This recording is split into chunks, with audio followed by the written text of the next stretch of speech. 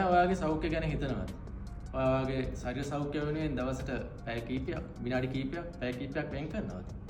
තාම ඔයා ගැන හිතුවේ නැද්ද? මම දන්නවා අපි හැමෝම busy. ඔයාත් busy, අපිත් busy, හැමෝම busy. හැබැයි අපි අපේ සෞඛ්‍ය ගැන හිතන්න, අපේ ශරීර සූතාවය ගැන හිතන්න ડોක්ටර් කෙනෙක්ගෙන් රෙකමෙන්ඩේෂන් එකක් හම්බෙන්නකන් ඉන්නවද?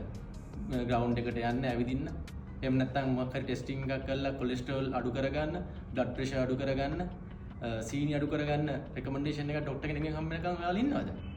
නෑ, කවදාවත් කරන්න එපා. ඒ නිසා අදම හිතන්න මම මගේ ශරීර සූතාවය වෙනුවෙන් කොච්චර කාලයක් වෙන් කරනවද කියලා. ඒක ඔයාගේ අනාගතය වෙනුවෙන් ඔයා කරන ලොකුම ආයෝජනය වෙන්න පුළුවන්. ඒ නිසා මේ ගැන අදම හිතන්න පටන් ගන්න. ශරීර සූතාවය වෙනුවෙන් පැය භාගයක්, විනාඩි 45ක්, පැයකමාරක් නම් ගොඩක් හොඳයි. පුළුවන් නම් වෙන් කරන්න. ඒක ඔයාගේ අනාගතය වෙනුවෙන් කරන ලොකුම ආයෝජනය වෙන්න පුළුවන්. අදම හිතලා බලන්න.